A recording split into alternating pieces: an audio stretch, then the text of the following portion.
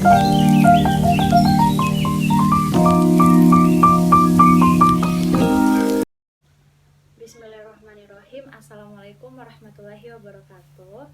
Perkenalkan, nama saya Nur Afira Z dari kelas Akuntansi C, Universitas Islam Negeri Makassar.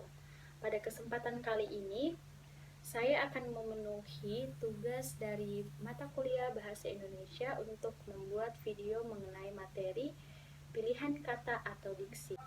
Baiklah, sebelum kita jauh melangkah untuk pembahasan mengenai diksi, sebelumnya mari kita mengetahui tentang apa itu diksi.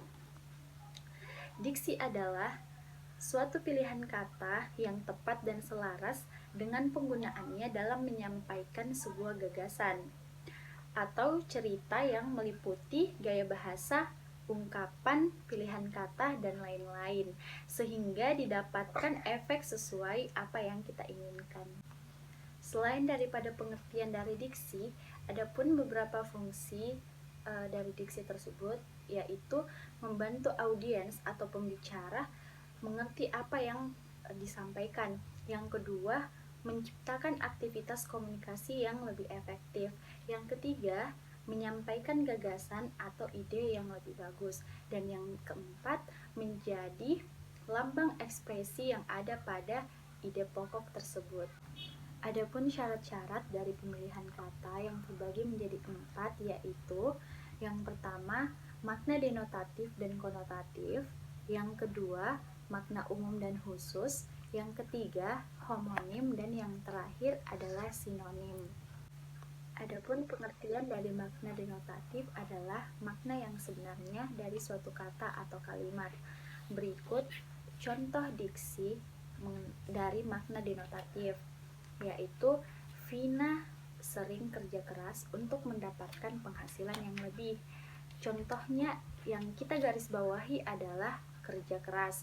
Contoh yang lainnya adalah Robi adalah seorang yang gemar membantu. Dia disukai dengan banyak orang. Yang kita garis bawahi adalah gemar membantu. Berbeda dengan pengertian makna konotatif. Adapun pengertian dari makna konotatif adalah suatu kata atau kalimat yang artinya bukan sebenarnya. Seperti contoh diksi makna konotatif, yaitu Anggi membanting tulang untuk memenuhi kebutuhan keluarganya. Yang kita garis bawahi adalah membanting tulang. Adapun contoh yang kedua adalah Nunis adalah seorang kutu buku. Itu sebabnya ia mengetahui banyak hal. Yang harus kita garis bawahi adalah kutu buku. Adapun pengertian dari makna umum dan khusus. Pengertian dari makna umum adalah kata-kata yang memiliki makna dan cakupan yang lebih luas. Sedangkan kata khusus adalah kata-kata yang ruang lingkup atau cakupannya lebih sempit atau biasa disebut dengan hiponim. Berikut adalah cara penggunaan kata umum dan kata khusus seperti kalimat ayah sedang melihat adiknya dirawat di rumah sakit. Yang kedua, ayah menengok adiknya yang sedang dirawat di rumah sakit. Dan yang ketiga adalah ayah melirik adiknya yang sedang sakit di rumah sakit. Kalimat tersebut memiliki makna umum yaitu melihat dan kata khusus seperti menengok dan melirik. Pada kalimat pertama, kata umum masih bisa digunakan sesuai dengan konteks kalimat di atas. Pada kalimat kedua, kata khusus memiliki tidaklah sesuai dengan konteks kalimat di atas. Kata khusus yang sesuai pada kalimat kedua adalah menengok. Dan contoh kata umum dan kata khusus. Kata umum melihat, kata khusus menengok, memandang, dan memperlihatkan. Kata umum mendatangi, kata khusus mampir, singgah, atau berkunjung. Pengertian dari homonim adalah suatu kata yang mempunyai suatu makna yang berbeda tetapi lafal atau ejaannya sama. Jika lafalnya sama, maka disebut dengan homograf. Dan jika yang sama adalah ejaannya, maka disebut juga dengan homofon. Adapun contoh kata dari homonim yaitu amplop. Contoh yang pertama adalah untuk dapat mengirim surat kepada Bapak Presiden, kita harus menggunakan amplop. Amplop di sini bermaksud surat biasa.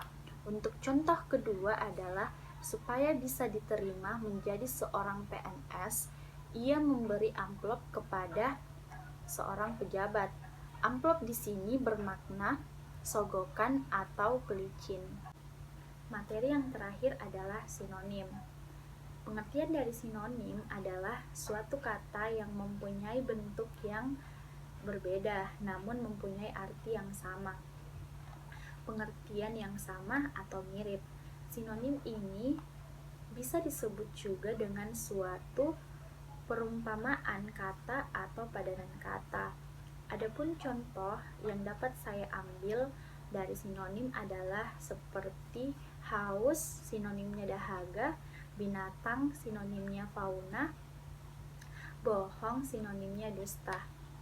Baiklah, mungkin itu saja materi yang dapat saya sampaikan. Kurang dan lebihnya mohon dimaafkan karena kesempurnaan hanya milik Allah Subhanahu wa taala.